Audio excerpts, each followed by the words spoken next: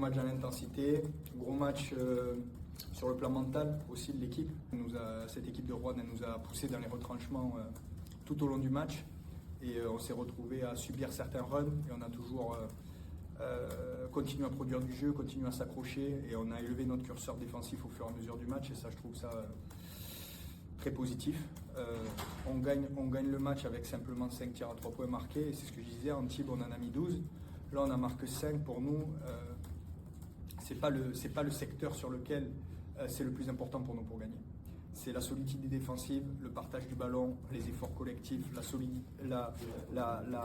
le rythme global qu'on est capable d'imprimer. Il n'y avait pas d'autre place que de faire une très très grosse performance pour pouvoir gagner. On voit le gros tir de Maxime Ross à la fin qui les ramène à 3 points. La défense n'est pas mauvaise, mais on est juste un poil passif sur le switch et il arrive à scorer par-dessus. Donc c'est des équipes qui, la moindre mini-erreur ou laxisme punit. Donc ouais, je trouve ça positif. Ça a été top, ça a poussé fort derrière l'équipe. Tous les stops défensifs et les ballons de relance qu'on a dans le dernier quart-temps, ils sont amenés par le public. Les joueurs, on a une rotation globalement réduite.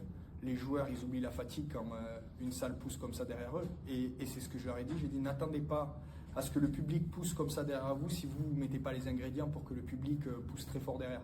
Et je pense que les joueurs ont mis les ingrédients pour que la salle soit à fond derrière eux, soit électrique. Et du coup, ça fait oublier la fatigue, quoi. Et ça met de l'adrénaline supplémentaire. Et cette adrénaline a fait la différence. Donc, ouais, la salle a été top. Et la communion entre l'équipe, les joueurs et la salle a été top aussi. Donc, ça, c'est quelque chose que, effectivement, j'adore. Très belle soirée.